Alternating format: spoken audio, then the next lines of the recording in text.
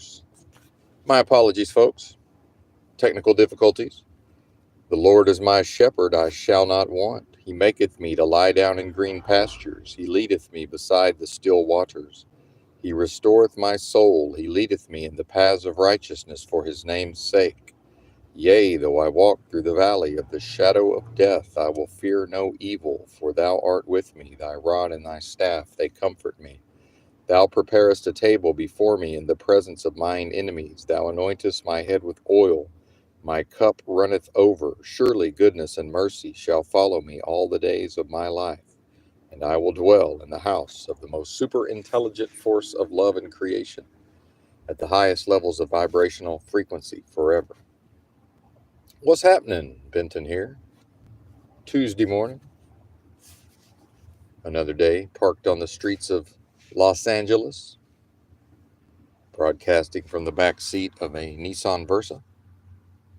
Apologies for the technical difficulties. I'm not quite sure what that was about. Everything seems copacetic with the stream right now. Today's stream title, Let It Die. And speaking on attachment, to this place, this world of death and these games of lies. My own propensity to falsely identify with this vacuous, delusory, adversarial realm of business transactions. And then, meditatively observing, the performance of Benton here, the royal we, the voice that one is hearing. And shout out to Replay Crew. And thanks to the few live listeners for tolerating the no live chat. Much appreciated. Shout out to Joe Moore, Uncle Rick, if he's around. He's usually not around unless the stream runs a little long or starts later. But yeah, recognizing that, on the heels of the unlocking of the achievement of true knowledge of self/self-realization, seemingly, so strongly identified, the newness of the experience, and recognizing, many months later, which is today, some of that effect, the honeymoon phase, whatever that, those positive feelings. Now that a lot of that has subsided, what's left in its place is the practice of, again, within the delusion that time and space, could in, concrete reality actually exist. In each new moment, now it's here, now it's gone, now it's here, now it's gone, to properly identify internally with what, I know, within the context of the performance. That's very important, to be clear about these things within the context of, life as performance, or what is referred to as, this life or one's life. Is that even life? If we, especially in the so-called truth community, talking about, the plight of the individuals who comprise the masses, this, and I don't even know, honestly, who's listening to these streams anymore. So at one time I could be, pretty well assured that the audience had been down, virtually all conspiracy rabbit holes, except for a few kind of Truther 101, baby truther types, so-called truth community.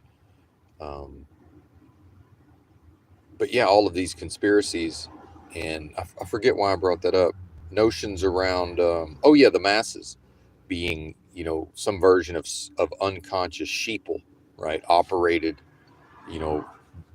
by extension, the system operating these unconscious, sleeping masses, at an individual level. And then this idea of, spreading awareness, is that even possible? Awareness, that's consciousness. Is that something that can be spread? And the assumption is, well, just nobody's told them or explained to them what's going on. And then, myself recognizing many years ago, trying to spread, maybe something I was hearing on the Alex Jones show, years and years ago, maybe over 10 years ago. And, to no effect whatsoever. The people already knew what I was saying, depending on who I was talking to, or just, well, that's tinfoil hat type of stuff, whatever the pre-programmed, knee-jerk reaction, um, whatever the psychological enslavement, necessitates that the person would respond with. Um, and so, is that even a life, right? Is that even so? When we talk about the context of one's life or this life, it seems to me like what's being referred to is, with respect to one's so-called life, what is this? Is like emotional processes. My favorite, the ability to learn and use logic and reason and access thoughts and ideas. Um, in the undertakings of again defining oneself in relation to a vacuous, delusory, adversarial realm of business transactions that makes many demands upon most of the populace. And I'm really addressing the bulk of the populace here.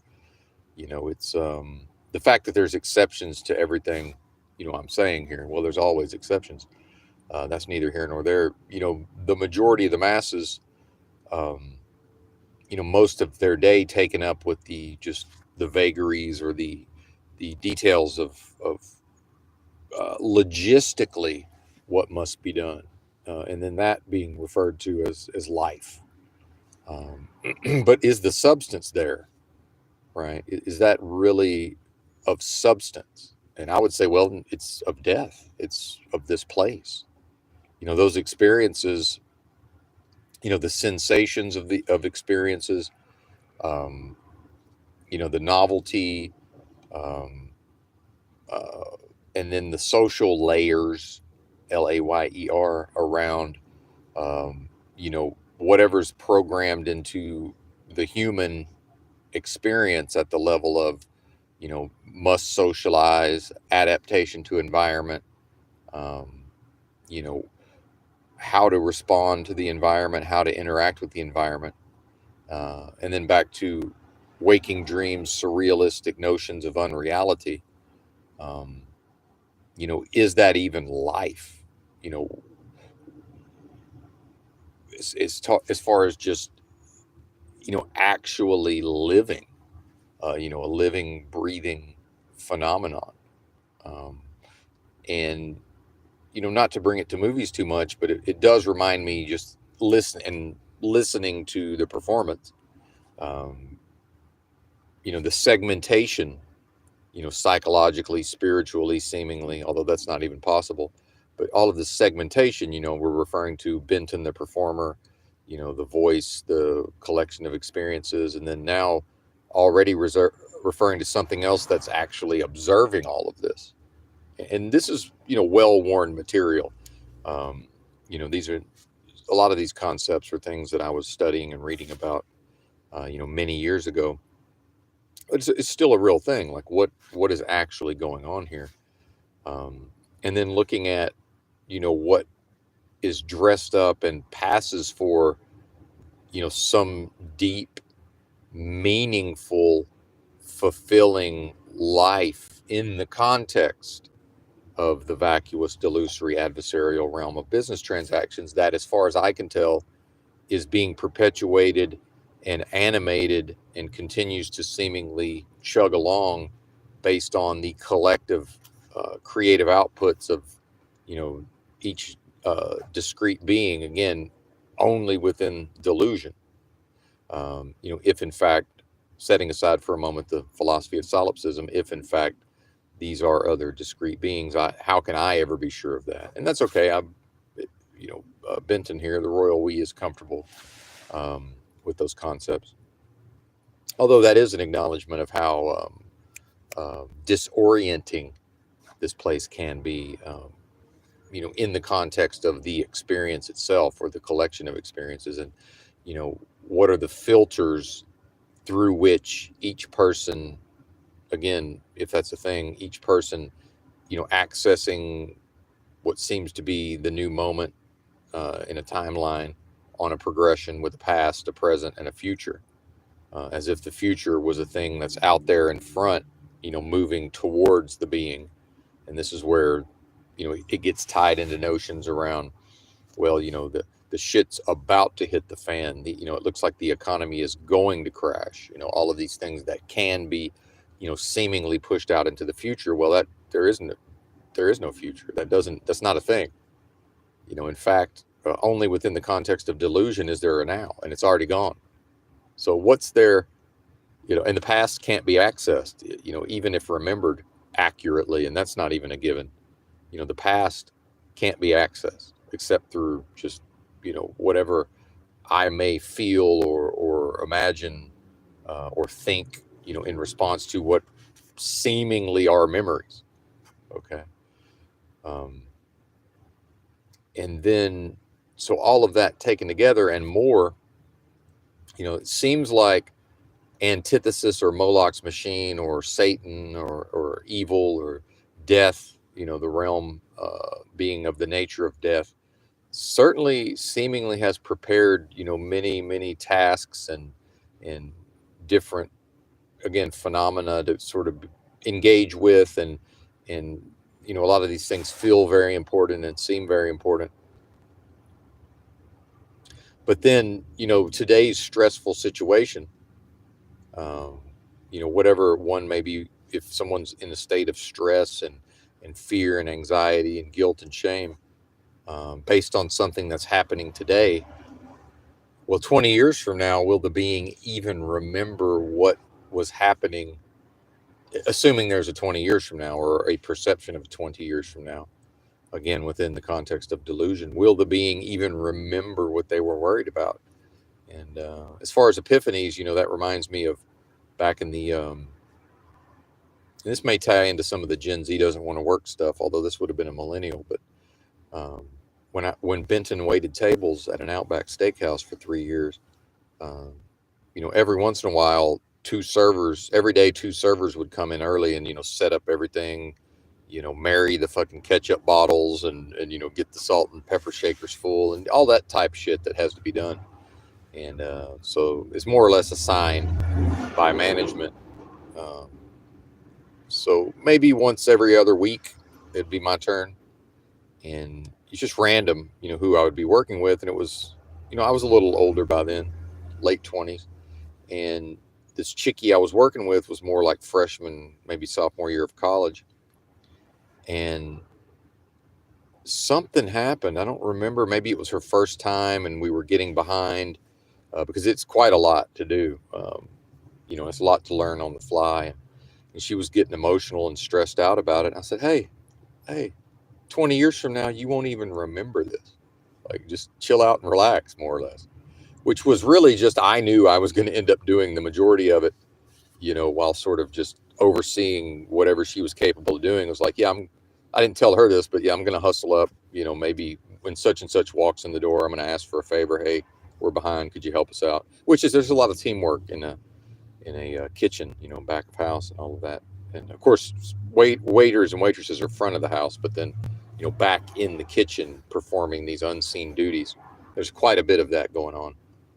It's very, very teamwork oriented, which is probably my favorite part of the job. I really enjoyed the camaraderie and the working together. But in the moment, somehow just understanding that might be of help. I don't know that it helped her, but it seemingly helped her chill out. Right. And again, what is that? What is that phenomenon that recognizes, that another human is in a state of fear and borderline panic and is willing and able to perhaps alleviate some of that? Well, that is the most super intelligent, force of love and creation possible at the highest levels of vibrational frequency. So Benton here must have been at least temporarily properly identified, but not knowing that that's what that was, right? Maybe just chalking that up to, well, your parents must have raised you right, not, and then also not seeking to take advantage of the situation, because some folks would see this as, oh, well, I'm here with a coworker and she's supposed to pull her half of the duty, and well, now maybe she owes me one if I'm gonna, pick up the slack. And it's funny because there's never been anything uh, within, myself, that would seek that advantage over another person.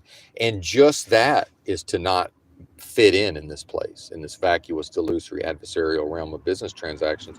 Especially what we see in 2025 is more often than not, individuals will absolutely, take it full advantage of any opportunity that presents itself, seemingly, um, perhaps depending on potential consequences, but and do that without, any notion of fairness, any notion of what is right and what is wrong. It's more of just here's a potential victim, even if it's not thought of that way, and here's an opportunity to gain an advantage. And not that I've never, everybody via manipulation and the interpersonal ins and outs, there's each person, is attempting to get something out of interactions. That's not really what I mean. I mean more of like in the formalized sense of a workplace. It's like, hey, we're here to work. I'm only obligated to do half of this job, but then, the restaurant needs to open on time and people want to have, whatever they need to eat their meal. That needs to be in place and available, and that's what we're here to do. But then, of course, and this was many years ago, the lack of training. And this, a lot of this ties back to, shout out to QOC, who I'm not a huge fan of, actually, this quantum of conscience, but this idea of, bad on purpose, elements of the realm or society, just almost like it's so bad that it would have to be intentional. And then what are the reasons, why things are set up the way they are, almost seemingly on purpose to cause humans, as much stress, fear, guilt, shame, anxiety as possible. And, having a lot of experience now as a over the road truck driver, and then this is the transition to full autonomous, at least for the trucking that I've done, which is mostly been dry van, 53 foot, over the road in a sleeper cab truck, that's like the bargain basement form of trucking, right? That's generally how people enter the industry, and that's like the bottom of the barrel, and that's most of the foreigners and all of this ideas of people coming here and driving trucks but not speaking English and all of this. Well, that's mostly 53-foot dry van, and that's going to be lost to automation in 2 to 5 years. Now, is there a possibility that Benton is incorrect? Sure. But certainly within 10, and I'm putting my name on 2 to 5, and they say, well, what do you mean? And people want to give all the reasons why it can't happen. And I'm like, well, it's already happening. What do you mean? It's been happening. It was already happening when I entered the industry in 2018, but oh, we're testing it. Well, yeah, that means they're doing it. Oh, well, they're running tests between, even back then it was between Los Angeles and Phoenix, hauling mail. Okay, that means they're self-driving trucks were hauling mail between Phoenix and LA when I entered the industry in 2018. So all of these various things. Why did I bring up truck driving? I already forgot. My apologies, folks. Do better, broadcaster. Do better. I shall. And thank you all again for tagging along. And Let It Die also, the stream title, in some ways does apply to this channel, to these broadcasts. There's certainly, an audience growth, wouldn't be possible without probably starting a new channel. And then, doing prepared videos and I really don't have any interest in that as far as, the planning, everything involved in the production, the uploading, performing, using my own voice. I'm really, really only interested in the talking part for the most part. Me, myself. I remember why I brought up truck driving.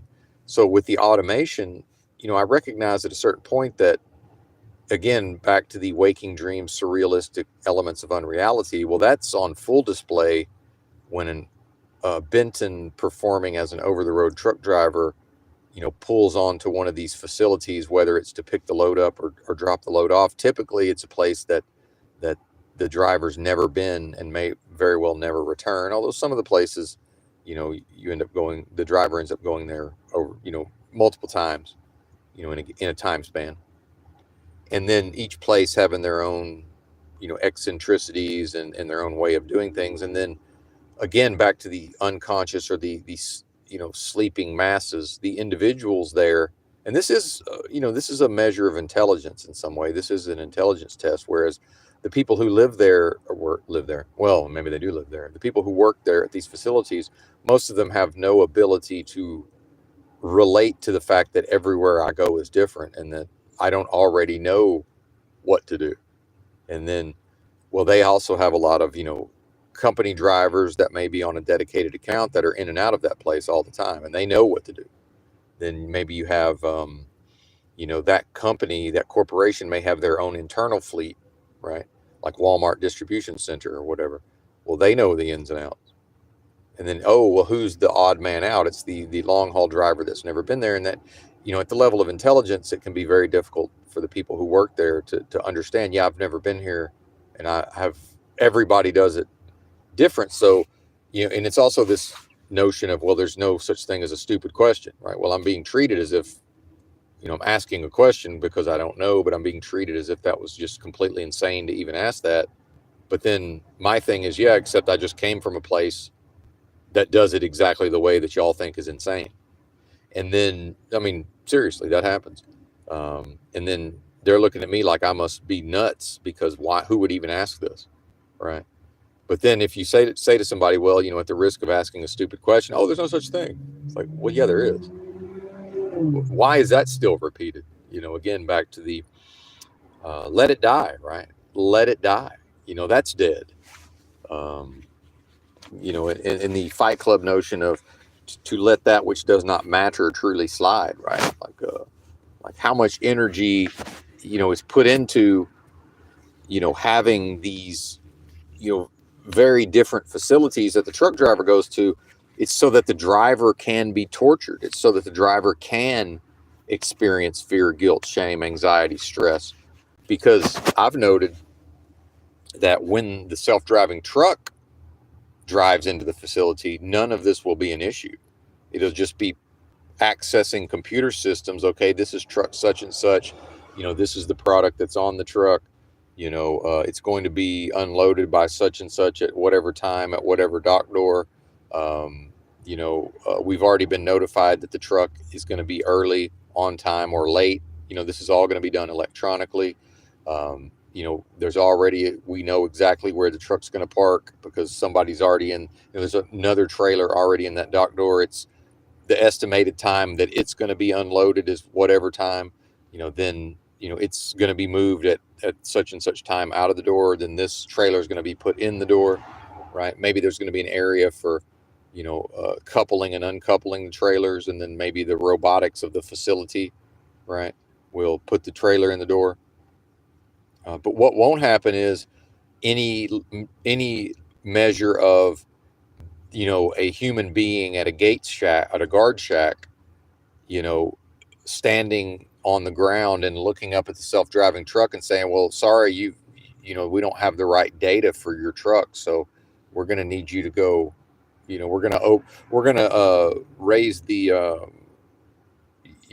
what is that called? The crossing arm or whatever. We're going to raise the arm. You're going to drive into the facility, do a U-turn. We're going to let you back out the other side of the gate and then, come back when your computer systems have the correct data. Like that's never going to happen. See, but that does happen to the human driver. The human driver shows up and is like, hey, what's your pickup number? Well, blah, blah, blah, blah, blah. Oh yeah, that one's no good, or which does happen on occasion. Yeah, you're 10 minutes late. So we're going to need you to come back tomorrow at the time you were supposed to be here today. And need you back tomorrow. Right.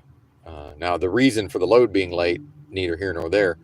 If, well, some people would say, well, why didn't you let your company know? Well, I did let my company know. I always do.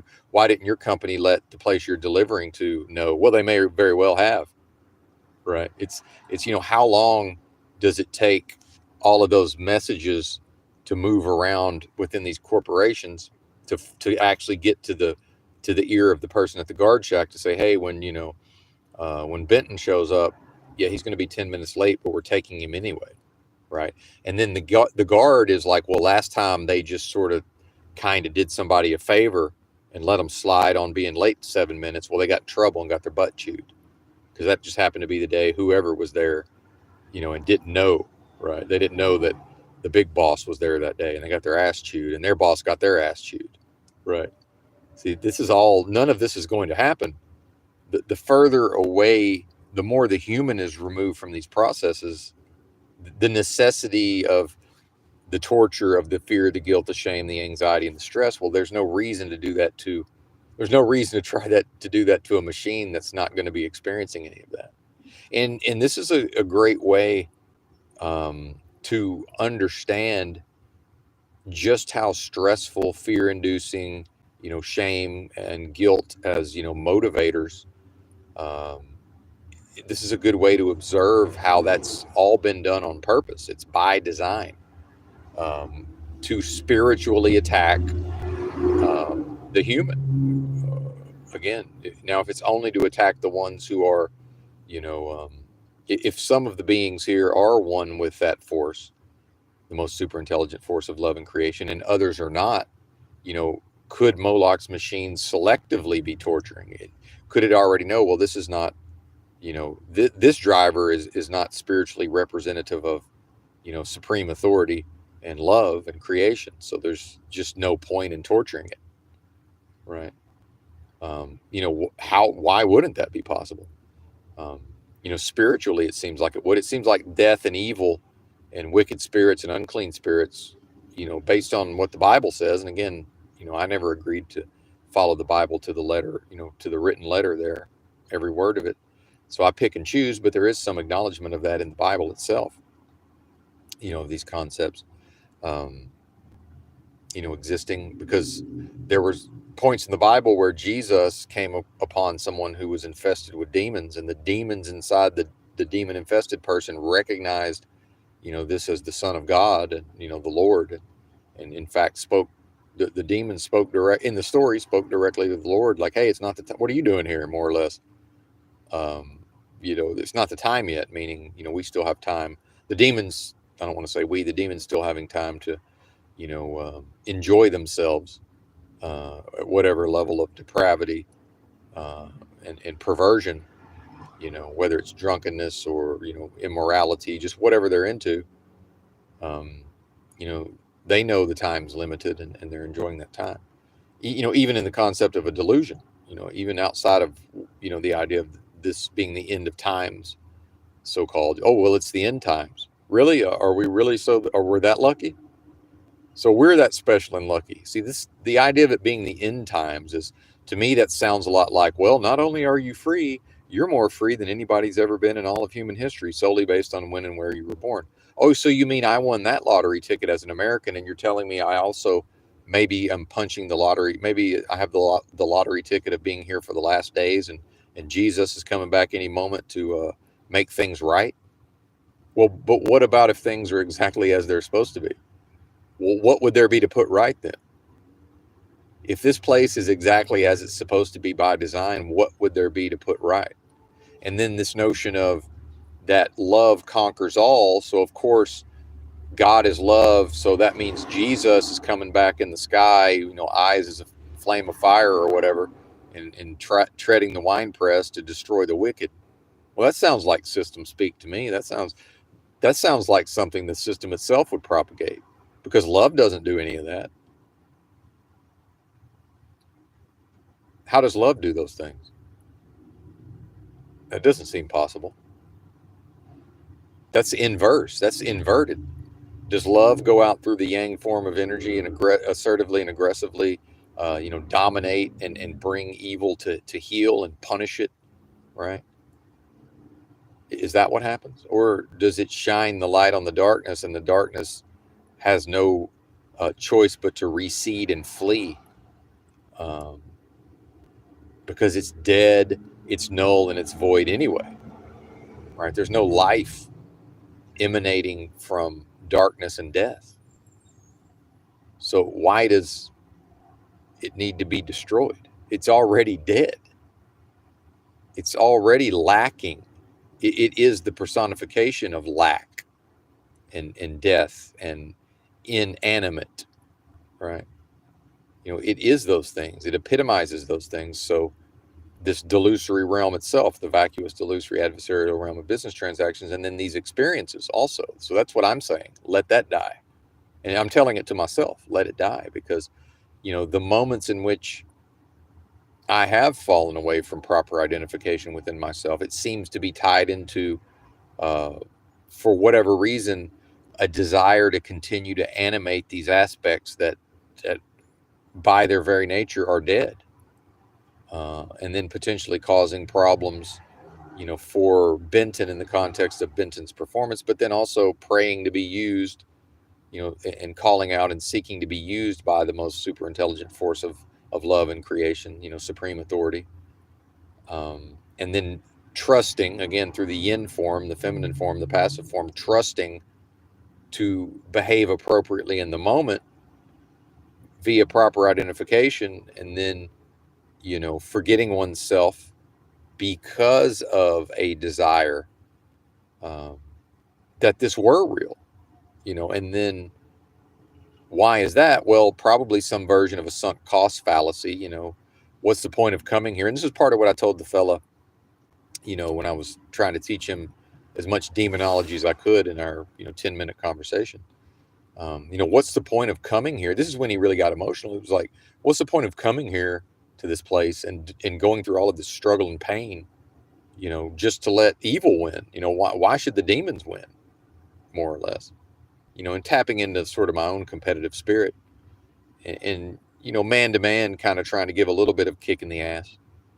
I've fallen to levels before, not that long ago, where I needed a good kick in the ass. And shout out to the person who did that. You know who you are, if he ever hears this.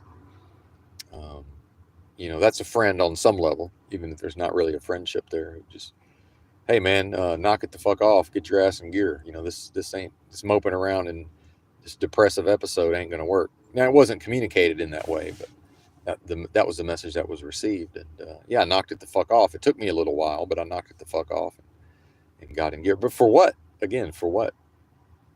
And then, looking at notions around so-called ego death, which I'm not a huge fan of the way the term ego is used, but, having read about ego death and studied up on it, and understanding what's meant by that.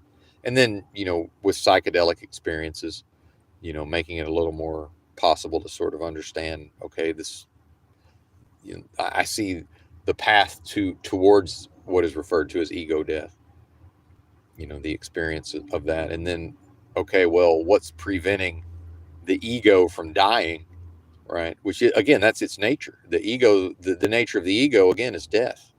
So Benton's own essence, right, his own power, Benton's own creative force, actually continuing to animate, this ego. But why? If it would die and fall away, null and void, other than the life, within delusion, so it's not even life, within delusion, the life that's seemingly being breathed into this ego, right? So what's the reason for that? There has to be a reason. And the reconciliation, oh, well, there must be some desire there. There must be some notion, and some of it is psychological programming. Some of it's merely habit. Some of it is, in my case, perhaps being transgressed upon repeatedly over time by a certain group of people who are intentionally transgressing, but they're not transgressing against Benton. And this is where Benton's ego gets involved, because, to animate the ego is to say, well, is to make something personal that's not personal, because from the person who's transgressing, the appearance of Benton, if that is in fact a human being, it could be, again, calling out and saying, hey, do your worst, demons, do your worst. Well, of course they're going to, the challenge has already been taken up anyway. But, the realm, of course, making an enemy of what I am, certainly will target. I mean, again, that's the entire reason the place exists in the first place within delusion, is to target and attack what I am in its weakest possible state. See, in fact, the design of the realm is also to begin attacking the spiritually perfected child as early and as often as possible, even in the womb, and then to continue those attacks as much as necessary until the being no longer is in touch with that little light of theirs. The mockery of this realm around, this little light of mine, I'm going to let it shine. Or, Nancy Pelosi referring to MS-13, having the spark of divinity, right? It was actually hilarious, the context in which she said that, but it's been a while. I forget the exact context, but some reporter thought that she was going to get pinned down, in the context of back and forth, and I guess MS-13 gang members running wild, and then or more or less, hey, is the government going to crack down on these folks? And she's basically like, well, they got the spark of divinity. Like, what do you mean crack down on them? Just fucking hilarious. And again, not no dog in that hunt, but just funny. But so looking at all of this, it was, and really what it is. So the ego side of it is, hey, most of these, there's a group of men or males that I can be mistaken for, and in fact have been mistaken for my whole life. And so some groups and I'm intentionally trying to avoid some of the details of this interaction, so please forgive me. But it's a group of people who culturally are targeting something that they believe Benton represents that Benton does not represent. But Benton, with the testosterone, the competitiveness, the so-called ego, right? This so again, animating and breathing life to these, this history of Benton, you know, uh, the reward centers, right? The feel good chemicals that are released into the bloodstream when the being behaves a certain type of way, versus to allow the transgression. Number one, to stand up to the transgression, rather, at the level of assertion, aggression, and dominance. Well, now here comes the feel good chemicals from, well, I'm a rootin' tootin' badass, which is not the case, versus the lack of the feel good chemicals, or maybe even a slight decline in the testosterone and the serotonin from just letting it slide. But then also it's like, well, at a certain point, it has to be appropriate for one to, assert oneself, right? That's necessary interpersonally. At some point, somebody has to be like, hey, man, this is, whatever's going on here is against me, and I'm not going to allow it. I know other people allow it. And really what happens is it creates a pattern whereby the one group of people they think they have beef with another group of people. So then when they see the opportunity, oh, well, it's to be a bully, really. And then you have Benton here, who was socialized and made to stand up to bullies very, very early and often, but then not really having to do that much, because once the being learns to just fight fire with fire, oh, you're going to aggressively transgress against me. Well, guess what? I'll just aggressively transgress against you. Well, then the other person is not necessarily going to cop to their part in the interaction, right? Um, you know, the person who initiated the entire interaction, they're not necessarily going to cop to that, but now they've got beef because they feel like they've been slighted and disrespected.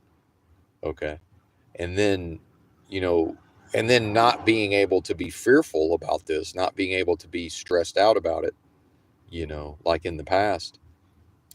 Not in the moment, certainly wouldn't have been fearful in the moment. I mean, later on, thinking, okay, now do I have to worry about this person coming after me to some extent in the future, when, I may, but already, with all of these years of homelessness, knowing that the spidey sense always lets me know when a potential enemy is nearby, that never fails. So realistically speaking, I'm, you know, the level of danger hasn't changed.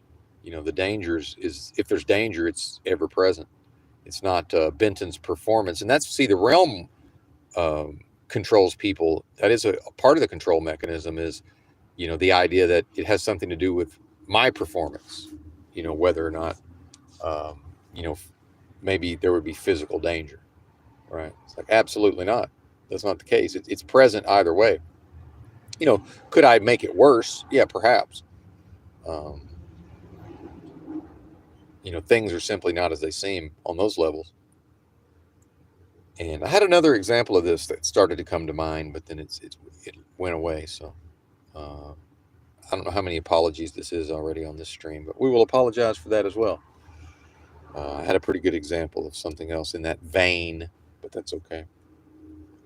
And so it's the attachment to uh, uh, an image, right, or an attachment to living up to a standard or a principle, that has seemingly served the being up into a point, and then now the recognition of, okay, it probably no longer serves the being, and the being, for whatever reason, will forgive certain transgressions in certain instances. So now, is it to pick and choose, a turning of the cheek, which is, again, something that is not understood biblically.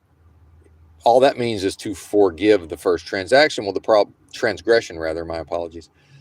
The problem here is, at a certain point, once it looks like, oh, well, this is a profile, this is a group of people doing this. Now, not all of these people are doing this particular transgression. It's just that when this transgression occurs, it's intentional, number one, and it's always a particular group of people, right, who are very recognizable and easy to spot. And there's no version of Benton. The only question is Benton going to have something to say about the transgression? Benton is able to non-verbally, with body language, deal with the transgression. And typically that's how it happens, but then Benton, again, momentarily falling away from proper identification, well, now he's a little mouthy. So now it's both. Now it's the physicality and the body language of dealing with the transgression, but now the mouth has come into play, right? And then, so on the back end, only wanting to know why. Okay, why? Well, okay, attached to a particular outcome or a particular, a need to assert oneself. Okay, well, within the context of a world of death and a game of lies, within a delusion, right, that isn't real. Again, waking dreams, surrealistic notions of unreality. Like, really? It ain't that serious, But then at a certain point, if it's a person who's never stood up to a bully, if it's a person who's not able to stand up to a bully, everything I just said could be a rationalization. See, in some way, I would say that what I am must assert itself at some point. Like, it's really has to, and then, so perhaps that's the mechanism whereby the realm spiritually attacked. So in this case, the quickening spirit aspect that I've talked about, always being able to vibrate higher to avoid the attack. In this case, yeah, that option would have been there to avoid, responding to the transgression. Although it's debatably that the response to the transgression was appropriate. It's the, it's the inappropriateness. It's the forcefulness of the response. It's the response being rude. See, it's the manner of response. And so, for individuals to sort of work their way through all of this, and then also trusting on the back end that, if I do run into this individual again, there may be some opportunity to make peace, and, what would grow potentially out of that, not necessarily a friendship, but, and whoever knows what's going on, in the other person's life, and again, this could still be the most super intelligent force of love and creation possible, the supreme authority working through Benton, for its own purposes. Maybe this transgressor is actually also, some sort of a warrior of the Most High or whatever, and just, maybe he's not aware of these patterns of, maybe, he was socialized to sort of, seek an opportunity to bully and transgress against, certain members of another group, you know, um, from the other person's perspective, right? And then, back to the Jesus, following the teachings of Jesus, this idea of, love thy neighbor as thyself, and then, love the Lord thy God with, all of those, all your heart or whatever. And, all of the law and all the prophets hang on these two commandments. And then knowing that what I am is the embodiment, or is the, it's the manifestation of those aspects, effortless manifestation of those aspects, so that any portion of the experience that doesn't align with that proper performance is only ever the result of improper identification. Treating this place as if it was something that it's not, meaning very important, very real, and high stakes, right? Oh, the stakes have to be high, right? Well, that sounds like what the system wants the being to believe. The system needs, Moloch's machine needs the individual to take all of this very seriously. Otherwise, how are the spiritual attacks going to find any foothold? And so that's, to temporarily, fall into that, and noticing, well, yeah, this is starting to happen. Not problems, but just the improper identification is perhaps, happening a little more frequently. Or perhaps Benton here had sort of overestimated it. And that's been Benton's propensities, to get a little too cocky and overconfident, and then what? To get humbled. So big-headedness over, you know, taking credit for proper identification, maybe at a little too high of a rate, and then getting humbled, and in some ways, now we're back to this, philosophy, or, a Buddhist thing around, being grateful for one's enemy. Well, I don't know that I'm grateful necessarily, but, I certainly understand the concepts. Maybe doing Benton, maybe doing me a slight favor, although I probably would have preferred to avoid the entire thing. And in the future, and in other instances, similar instances, have avoided those type of situations. Um, even if it's only standing up and asserting oneself through the body language, or maybe a look, an askance, a, a, a glance askew, or whatever they call that. The side eye. But then, uh, again, back to the testosterone, it's like, man, I probably don't need to be eating, a certain amount of calories every day. Um, you know, I'm looking at the amount of calories I'm intaking, and then looking at what it's doing to the assertion, the aggression, and the dominance. And it's like, man, maybe let's go back to less calories, right? Does as someone who's going to be 50 in about a week, is this really what the being is about? At this age, not really trying to mix it up in the streets, right? And wasn't in the past either. It's just not what I'm about. But and no, don't worry about me. Benton knows how to handle himself, but no worries there. Um, and then again, just in a vacuum, all sorts of things are possible at the level of being in physical danger. Lots of stuff could happen. I'm aware of all dangers, all potential dangers. The being is aware. So yeah, that's what Benton's been working with and going through. Um, Apropos of something, certainly, and very aware of the spiritual elements, and then um, a recognition again of people are already like status quo, like situation normal in America is people are stressed out, people are depressed, people are ridden, guilt ridden, shame ridden, you know.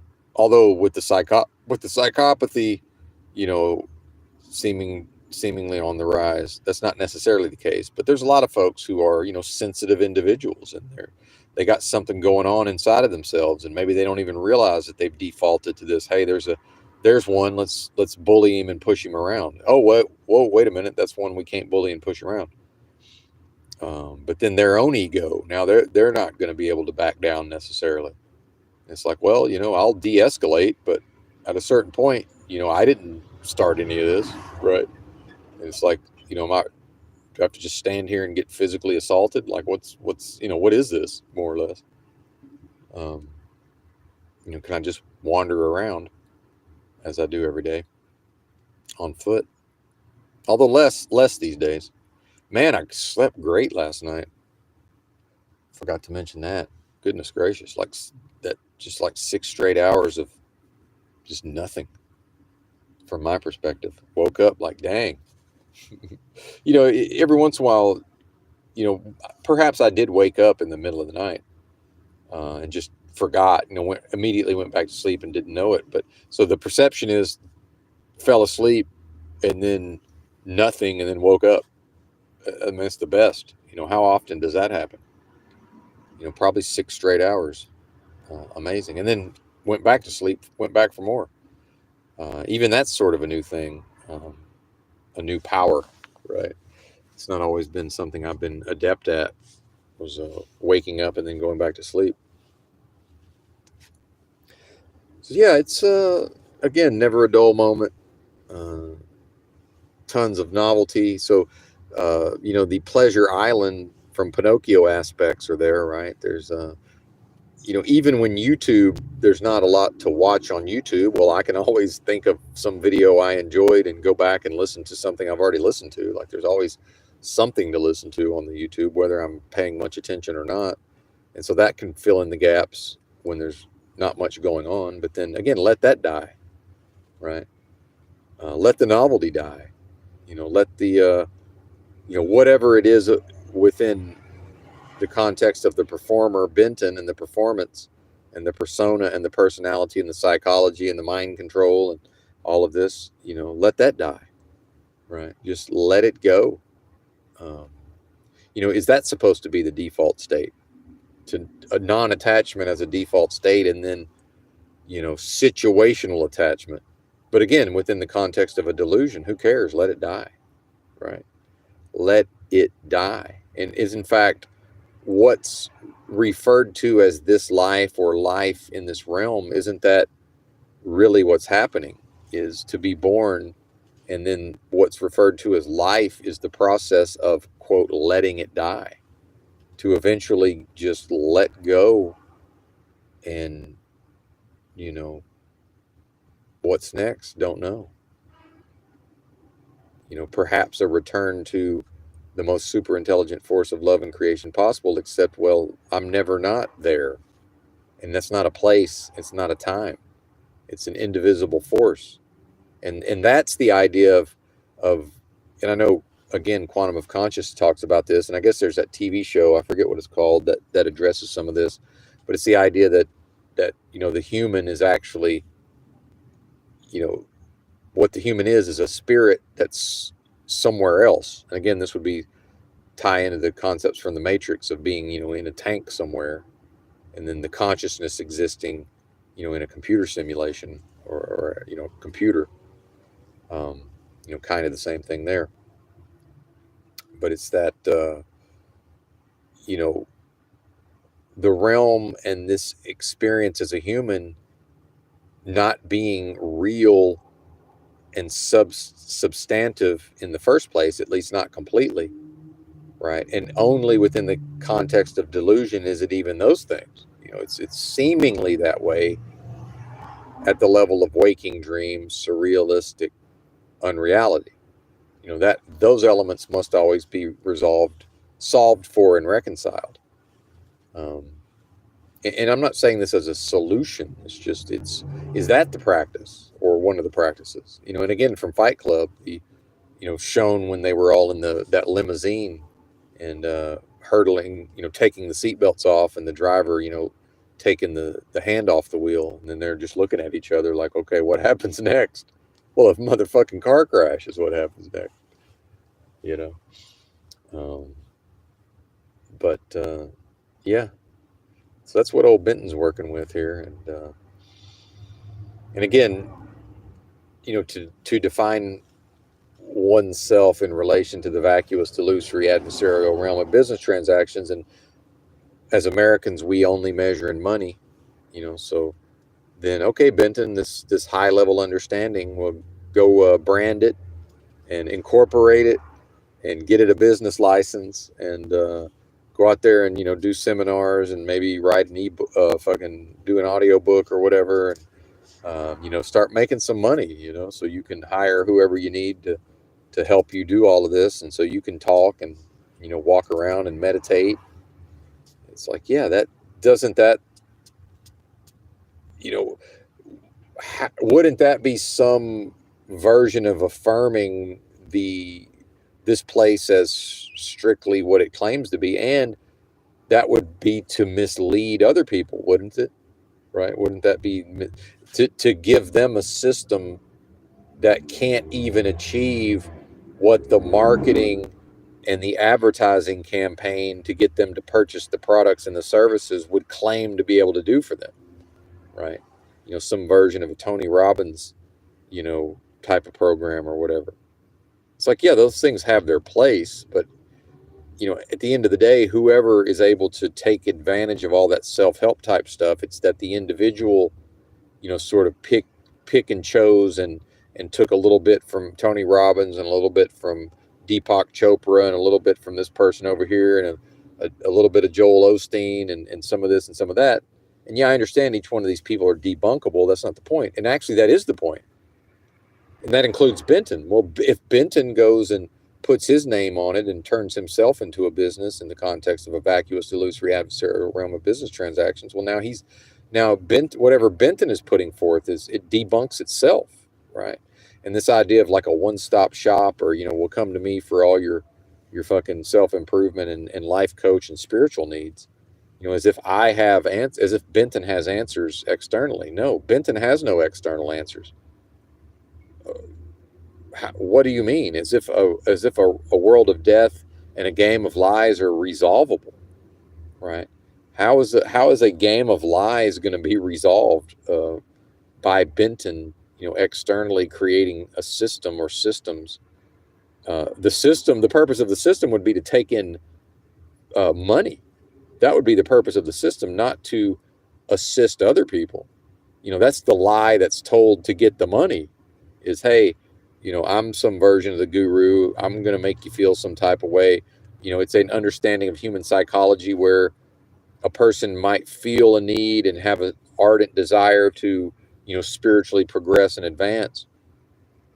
But then also knowing that people are fearful and disoriented if they try to go into their internal space where their power of transformation lies, so that understanding that the individuals are prone to erroneously seek something outside of themselves that they can view as an authority, that can function as an authority, that they can go up under the wing of that authority, right? Well, Benton understanding, well, that's dead, let it die.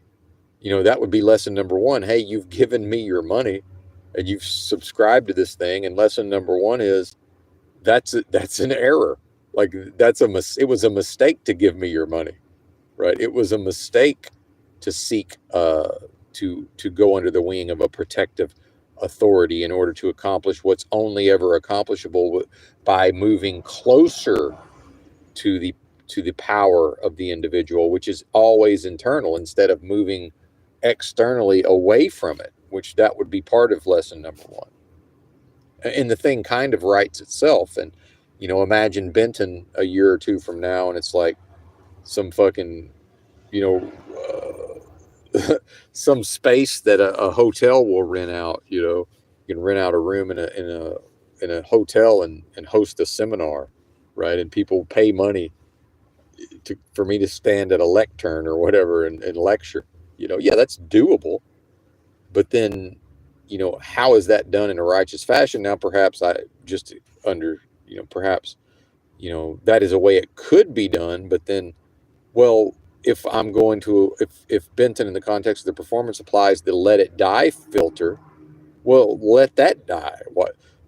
Why wouldn't the need to potentially make money from a seminar? Why isn't that being left to die?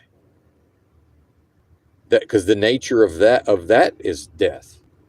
Again, seminars only exist within the context of delusion. This place, right, in this world of death and game of lies, yeah, let the seminar die. But then at some point in the future, or I shouldn't even say the future, at some point the being may again, it's not a certainty, but at some point the being may find themselves in need of an income, right? And so now it's like thoughts of what could be done. No, let it die. Whatever could be done, let it die. Yeah, lots of things are possible. Who knows? At some point, Benton may stop horking on these weed vapes for 30 days and go back to driving a truck for a period of time. Who knows? That's always on the table.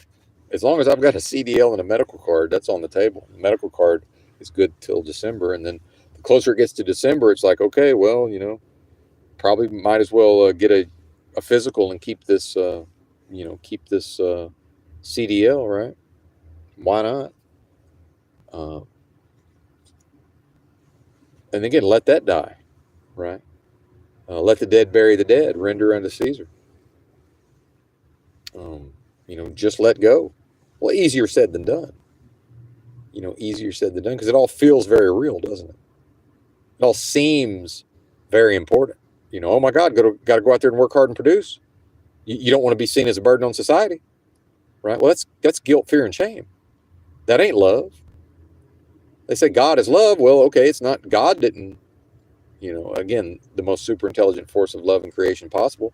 Well, it didn't come up with this idea of now you're in a delusion and you got to get out of bed every morning and go out here and produce for a vacuous, delusory, adversarial realm of business transactions. Says who? Who says I have to do that? It seems to me like the more I'm able, within the context of the performance, to let these things die, right? The more I'm willing to let these things die, the less, okay, what's the importance? Oh, because other people have been indoctrinated and mind controlled to treat me some type of way based on whether or not I'm willing to access employment, and be seen as a productive member of society. Well, productive member of society is debunkable. So when I mentioned Deepak Chopra, Tony Robbins, and whoever else, yeah, they are debunkable. So is the notion of being a productive member of society, a so-called taxpayer. Oh, well, you don't want to be a burden.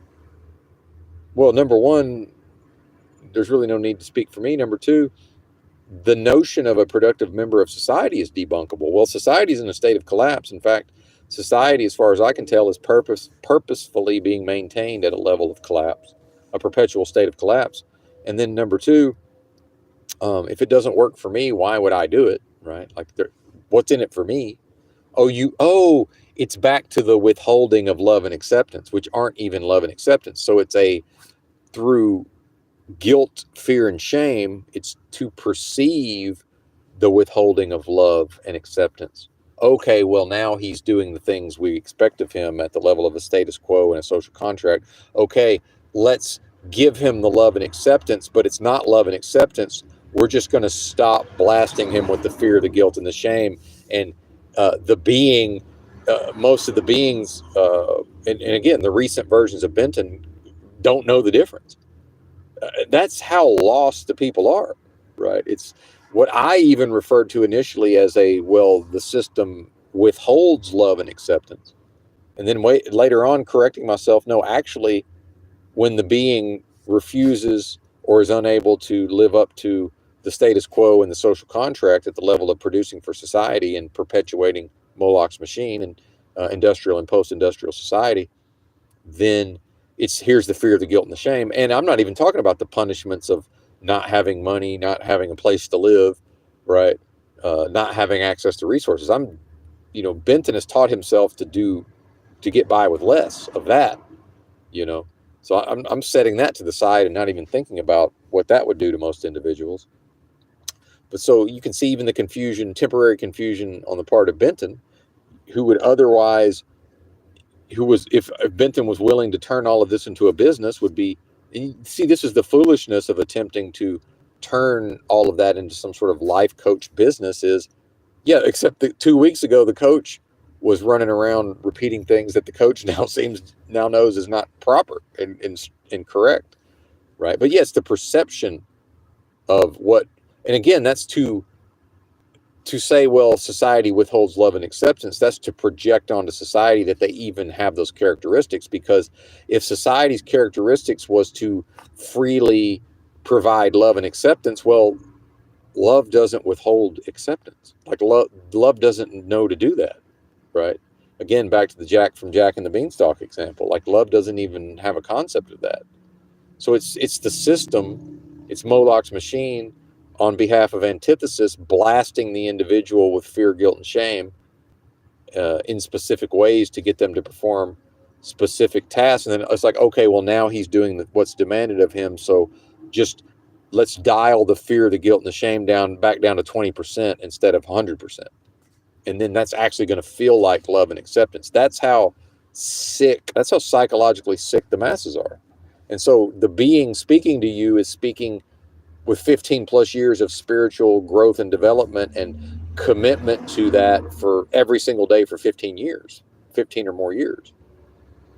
Right. And still lost in certain moments. Right. Again, back to John 14:26, talking about the comforter teaching all things. Well, yeah, Benton here being taught and learning, and in fact, in some ways, Benton's greatest skill has been, going third person, of course, but then also, teaching, learning, and then also being able to teach oneself. And then, how was Benton able to be employable for so many years? Well, that's really what it was. It was that Benton was able to teach himself how to do shit. And then that was an advantage over, well, maybe the workplace would prefer someone with a different personality. Right. But then somebody's actually got to be able to be in here and do a job and produce. It can't just be 100% of all the workers are slacking off, with plausible deniability and expertly taking credit for somebody else's work while expertly avoiding any blame for anything they may have done or not done incorrectly. Right. And one of the big reasons I left the workforce initially was just like, hey, this is crazy. I'm done with this. Because I'm not going to play the politics necessarily, and unless I choose to, of course. But not having a desire to play the politics. See, some people want to go play the politics, right? Some people want to be bullies and transgressors for the moment that the other person reacts, and now they get to claim to have been transgressed upon because they'll just pretend like they weren't the transgressor initially, right? And all of these sicknesses, these psychological sicknesses, back to the truck driving, noticing that there's certain people at certain facilities, whether it's a pickup or a delivery, that have personality disorders. And I mean full-fledged fucking something's wrong with these people. And, the moment an unknown Benton pulls onto the property in his 18-wheeler, he's treated like a piece of garbage because Benton's gone into an unknown situation. And these people with personality disorders will then predatorily treat the driver like a piece of trash because, well, why doesn't he know that he's pulled up to the wrong side of the facility? Like, yeah, there's a door on. This has happened to me before. What I'm saying has happened where I drove up onto some facility probably built in the 50s, too small for the truck already. And it's just a bunch of wide open dock doors, right? And on one end of the building is a door where a human being can go into, and then on the other side of the building is another door.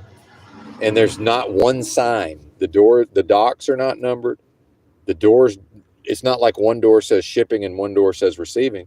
So there's nothing I can do except just somehow serendipitously park my truck in the exact right place. So the person with the personality disorder is immediately looking for, oh, what is this person doing, air quotes, wrong? So I can't even get out of the truck. And here's another sign of a person with a personality disorder. They're on top of the driver before the driver can physically get out of the truck. And I've noticed this at many facilities. So now as soon as they're on top of me, I already know who I'm dealing with, right? It's like, okay, this is one of them. And they're going to try to make this as difficult as possible. And they're actually going to try to, it's person A seeking to use person B for person A's own gratification. And they're trying to make me person B. Well, I don't have to accept that. What I am, right, is if what I am is supreme authority, is that a violation? Is that to curse one's own blessing, to not stand up? See? And so in the case of the transgressor yesterday, it was the manner in which Benton expressed himself, that was an error, and that was the result of improper identification. See, um, handling the guy who was on top of me, and then immediately, trying to settle my hash around which side of the building I'm supposed to be on, and I'm just standing there like, well, why are there could be a sign there? Like, what is? I've never. And Benton would typically default to, well, I've never been here, like, and then appealing to their mercy, right? It's like, well, yeah, I've never, yeah, it's my first time here, and then I'll even make a joke of it and say, yeah, process me, please, right? I appreciate you processing, all of this, because I don't know what to do, I don't know where to go, like I'm a helpless babe, in this situation. And eventually, pretty quickly, just like, hey, man, like, I don't know what's wrong with you, but this is not going to work. Basically, just look to his face, saying, hey, man, I don't know what you're doing, but I ain't the one, but not in a like we're gonna have a fist fight way. Just like, hey, bro, like, again, this is the turning of the cheek. Like, yeah, okay, this is what's happened up until this point is inappropriate. Not saying it that way, but here's your opportunity to knock it the fuck off. This is the turning of the cheek, because the turning of the cheek is he slapped one cheek. He slapped my left cheek. Turning of the cheek is to present my right cheek. If he slaps the right cheek, there's no cheek to turn. That's what turning the other cheek means. It doesn't mean to continue to. The other cheek is the one he hasn't slapped yet. Now I'm out of cheeks, right? He can kiss my ass, maybe. That's another cheek, but that's. I don't think the Bible meant that, right? So, and this happened to be a pickup, so I just looked at him and said, all right, man, I'm out of here. Because he made it clear that, oh, no, this is exactly what we're about to put you through. Well, the trailer's empty, buddy. I'm here to pick up a load. And so when it gets contentious, I'm always just like, at that point, it's like, hey, man, do y'all want this load picked up? Like, what is this?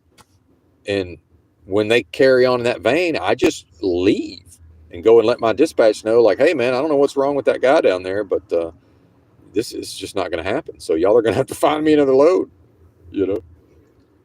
And famously, I had this happen with a yard guy who, again, as soon as I pulled onto the lot, tractor beam onto me, watching me like a hawk, drives his yard truck up to me at full speed, has me roll my window down, and immediately just all up in my shit. Well, I know this is somebody he's having a problem, right? I'm an unknown. I'm obviously never been there, right? I'm trying to follow my sort of, hey, man, I've never been there. I'm trying to be jovial, like he's still being an asshole.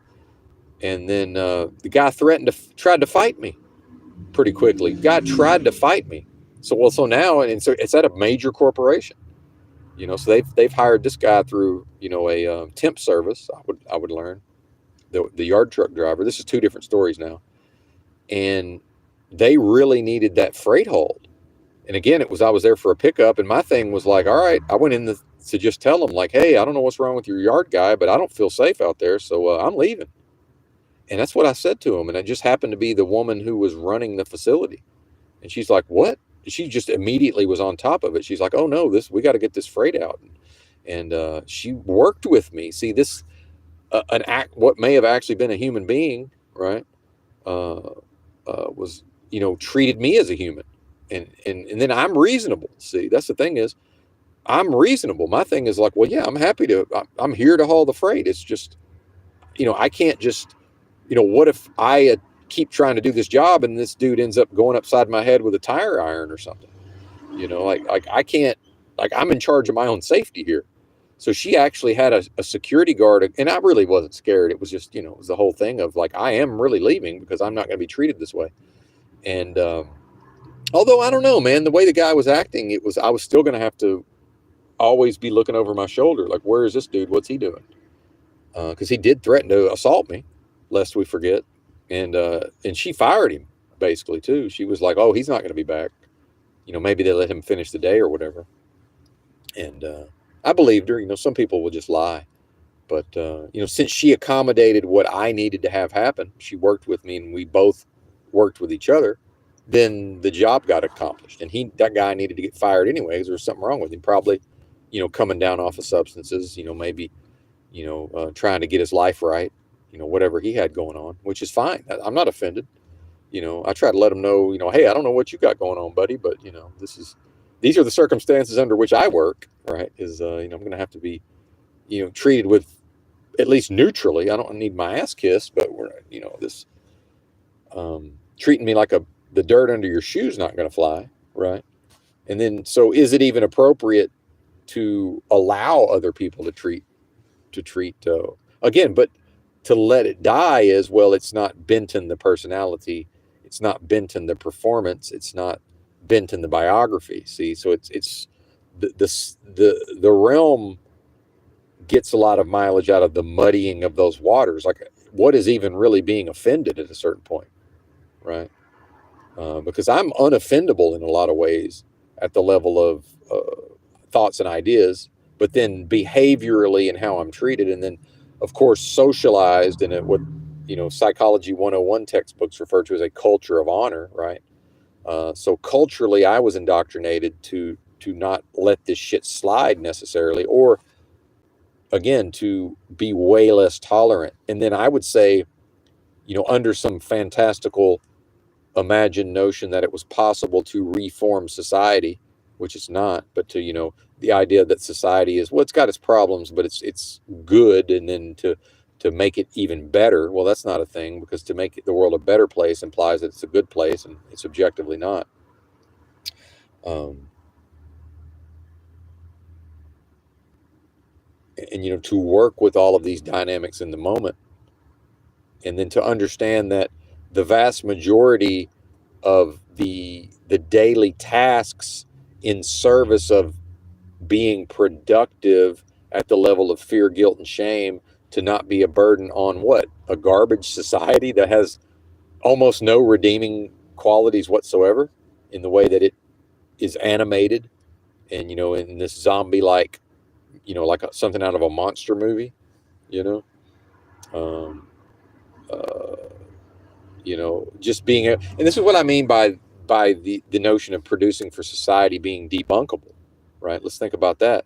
It's the idea of, well, you need to have a job, pay your taxes, because otherwise, how does society pay for all of the things that must happen? And people love to go to the example of the roads. Well, that's the gasoline tax pays for most of that, but you know, and folks haven't even figured out that it's not.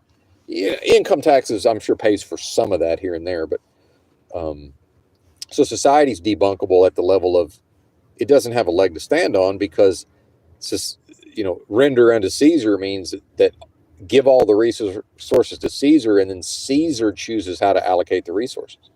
See, we'll let it die. Let the dead bury the dead. So Caesar is the one, and that means government or the state is the one that's consolidating all of these resources.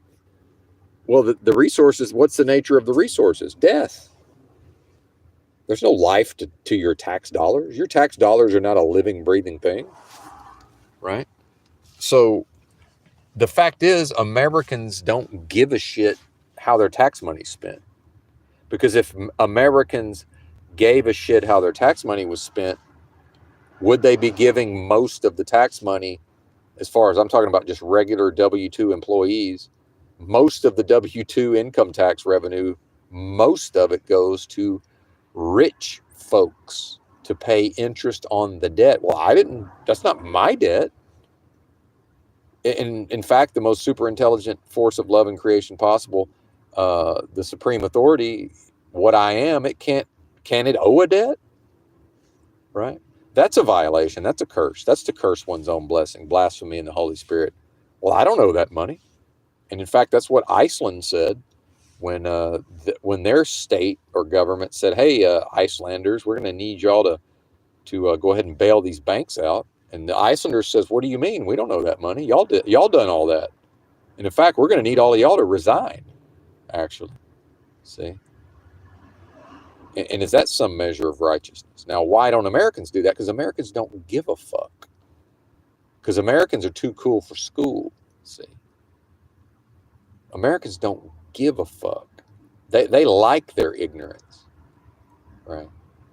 Ignorance is not bliss, but that doesn't mean that Americans cannot enjoy their own ignorance. Oh, they do. They love death. Well, what is ignorance? Ignorance is death. What's the nature of ignorance? Death. Super intelligent love and creation. That's powerful. See? That's abundance without lack. See, this is the realm of lack. This is the realm of deprivation, right? What I am doesn't know deprivation. See, and that's the tool or the technology for Benton, is to be properly identified, and thus no worries, not a care in the world when properly identified. And if this place was able to destroy what I am, it would have done so. See, that's the story of Job is, have at him, attack him, but you can't physically do anything to him. Well, that's true, because none of this is physical in the first place. That seems to be physical, but so is that a reference to a law, right? And again, it's funny, a law and a law kind of sound the same. Arm, leg, arm, head. Anyone? ALLAH. Multiple meanings yet again, multi-layered and multifaceted, right? And so the creative expression of manifested truth of the being who is tapped in and connected to what I am, right? It performs itself without a lot of intervention. And then, so again, my job as Benton the performer is to watch out and to be paying attention. And this is in the Bible, the idea of watching and waiting, and a watchman, and all of this, and vigilance, right? Vigilance, yeah, to vigilantly observe and watch, to avoid the default state of the human seemingly being to be identified with the experience, the place. What is the shape of the place? What are the characteristics of the place? Oh, look at all this nature. Isn't it wonderful? Yeah, I also experience positive feelings from the undead nature, right? The animated nature, right? Is this really alive? The earth, is it, strictly speaking, is it a tangible, physical, living, breathing thing? No, it's not. It exists at the level of delusion, and is animated, in the way of like a stop motion, animation, an animated film. It's animated with elements, ever present elements of waking dreams, surrealistic unreality. Okay. So it's, again, how does that happen? With the creative force of the beings that are one with the most super intelligent force of love and creation possible. The subversion of that into creating a delusion and perpetuating a delusion. So is it even possible, on a day-to-day basis or in the long run, to take all of that, official fiction level serious, right? At the level of, well, it's somehow a moral imperative to get out of bed every morning and produce and toil and be stressed out and fear and guilt and shame and anxiety and depression because of needing to earn a living while making rich people richer, right? I would say making rich people richer is a violation. Well, I've done a lot of it, and I reserve the right to do it again. But would it even be possible to go drive a truck with a W-2 and pay income taxes, knowing exactly what is being paid for? Breathing life into death. How is that appropriate? And it's not even that, right? It's to allow the creative force to be subverted into seemingly giving life to phenomena that will never know life. A corporation can't know life. What does a rich person know of life? What does a person born into fantastic wealth, what do they know? Well, they know, the so-called life of leisure. They know enjoyments. They know materialistic aspects. What do they actually know of life? Nothing. I think they know everything about death. So to let go is to let go of what? Is to let go of death. So what is the attachment to? Well, if it's an attachment to any phenomena in this realm, that's an attached to be attached to death. So Benton's been on here preaching about the lovers of death. All those that hate what I am are lovers of death. Well, what Thomas Merton would say is, if you love peace, you love justice and all of these things, well then, and I'm sort of butchering the quote, but if you hate tyranny, it's basically, it's not going to do any good to hate all of these aspects within the realm or within other people, right? It's to hate all of that within myself, or to not identify with the parts of the performer and the performance and the psychology and the way the being was programmed and the way the being was socialized. It would be to let that go, whatever that is that would cause the being to be attached to anything here, right? Well, some things seem like they should be attached to, right? There's certain things. So that's probably the practice, is recognizing, hey, buddy, yeah, you are properly identified when it suits you, but then in the falling away from proper identification, is this maybe starting to be a pattern where it's only at a time that's convenient, seemingly, for the individual, right? At the level of, as attaching to death, right? To relate to and attach oneself, and to attempt to cling to and to desire death, but not the state of death. To desire animated aspects, but the nature of the animated aspect is still the nature of death, right? All they that hate the most super intelligent force of love and creation love death. Well, in the moments I'm improperly identified, that is the practice of loving death, like it or not.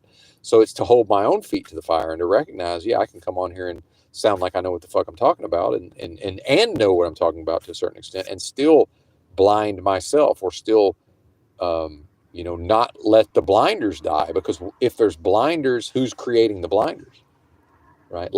This life is not something being done to me. It's the being is creating their own blinders, their own blind spots. So let it die. Let the blind spots die. Stop actively through the yang energy creating a blockage. Discontinue creating the obstacle, and the obstacle is no longer there. That's what Deepak Chopra taught me, and it's been very instructive, right? And the fact that Deepak Chopra is debunkable, who cares? So is virtually everything happening on a day in, day out basis is debunkable. Well, it's dead. It debunks itself, right? By what? By not authoritatively being capable of validating itself. Well, what I am never fails to validate what it is. It is its own authority. And that, to a human who's been indoctrinated through demonic religion and other aspects of this place, that sounds heretical. It sounds blasphemous. Well, the kingdom of love is within me, sir. I don't know what to tell you. It's in your book if you're a Christian. Like, what else is there to say? God is love, and the kingdom of God is within me, right? What I am. Yeah.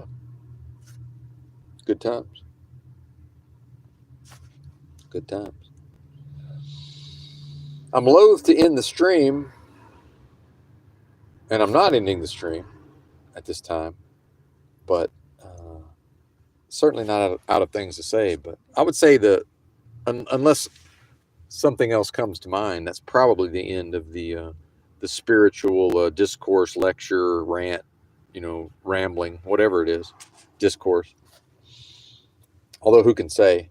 But if there's other content, there's certainly other content. If folks want to go check that out, that's fine.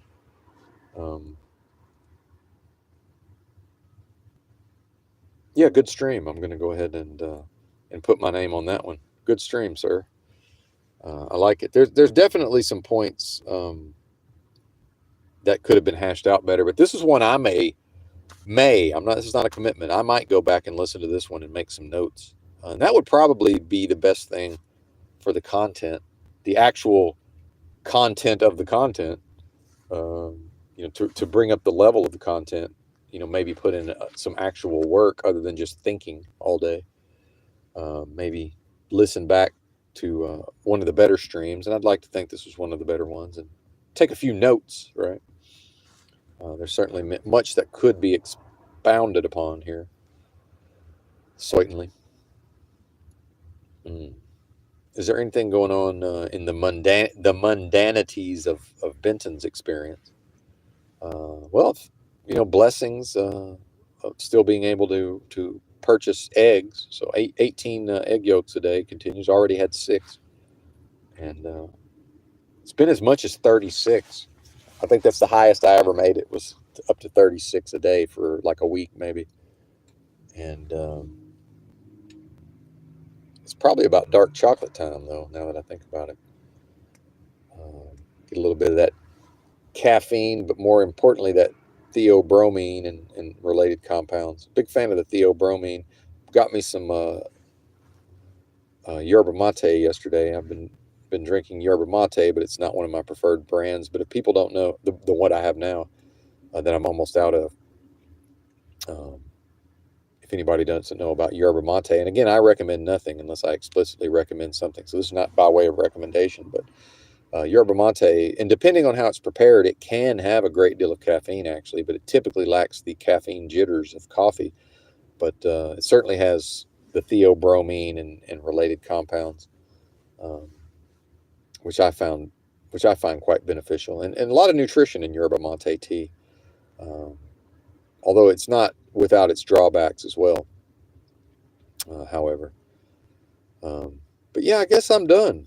I don't know what else to say, so I'm going to go off and have some dark chocolate, and then it'll be time for another round of eggs, maybe in an hour or so, and then I've been eating good, and like I say, probably need to dial the calories back a little bit, but maybe not. We'll see. I feel fucking fantastic overall. A little bit of knee pain, a little bit of wrist pain, nothing crazy, but my back, man, my thoracic spine, my back.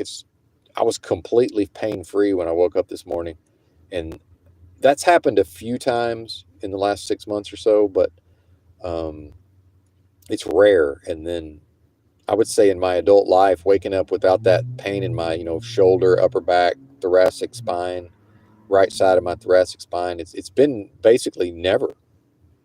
I've been in constant pain, and I'm certain the listener has their own versions of this, and you know no longer experiencing that for the most part. And I had a little bit once I got woke up and started moving around. There was a little bit, but nothing crazy, and very muted compared to the past. And um, how many people are carrying around pain that they're not even aware of? You know, that was me, right? I was tense and in pain to the level I wasn't even aware of it. Years ago, didn't even know it was there. Had to learn how to relax enough to even realize, oh, wait a minute, I sure do have a lot of tension in my shoulders, and man, that shit hurts. Whatever else was going on in there, right? And just dealing with that, and then a lot of that is tied into nutrition, other factors, of course. But what a blessing to be able to live today and to live all of these recent months. Mostly psychological pain free, right? Without the fear, without the guilt, without the shame, without the anxiety, without the depression. And in fact, I've recognized that Benton here has been experiencing, some kind of heretofore undiscovered or if I had experienced it, was unaware of it, but what could be referred to as depression, I guess, but it's more of a depression at the level of just a kind of a what's the point, right, of some of this stuff. Well, there is no point. So I guess that could seem like depression. But yeah, externally, well, there is no point external, away from my power center, away from my internal space, which is the only place that there can be meaning within this delusion. That's the only possibility of meaning, other than perhaps the idea of where two or more are gathered in the name of Christ consciousness. Accepting that perhaps, or maybe moments of being filled with the Holy Ghost or the Holy Spirit. You know, or what is probably actually meant by worship. Again, internal. How could worship be external? That doesn't make any sense. I'm going to go down here and how can the most super intelligent force of love and creation possible to highest levels of vibrational frequency, supreme authority within delusion? How is there anything outside of the energy sphere of again, within delusion, the idea that it's possible to break off a chunk of an indivisible force? Well, how is that force within the context of these legalese and delusion able to access meaning outside of that force. See, the mere possibility of seemingly leaving an indivisible force into this realm of delusion, right? The world of death and the game of lies, and the idea of there being any potential meaning whatsoever removed in a delusion that seemingly removes the consciousness from the indivisible force. There is no possibility of meaning in that context. The meaning only exists within the indivisible force. So within delusion, there is no potential meaning. So man's search for meaning, right, would be, and I have not read that book, I'm aware of it. Man's search for meaning in this case would involve, well, if the man is one with the most if what the man is one with the most super intelligent force of love and creation, representative of supreme authority, well, the meaning is always there and it's always present. And in fact, the being is the source of all that meaning and authority and life itself. That's true knowledge of self, folks. That's self-realization. It's the practice of these things, right? And sin is to be improperly identified, is to temporarily fall away from being properly identified with what I am, which is one with supreme authority, the most super intelligent force of love and creation possible at the highest levels of vibrational frequency, real, actual, substantive power. Thanks for watching. Bye.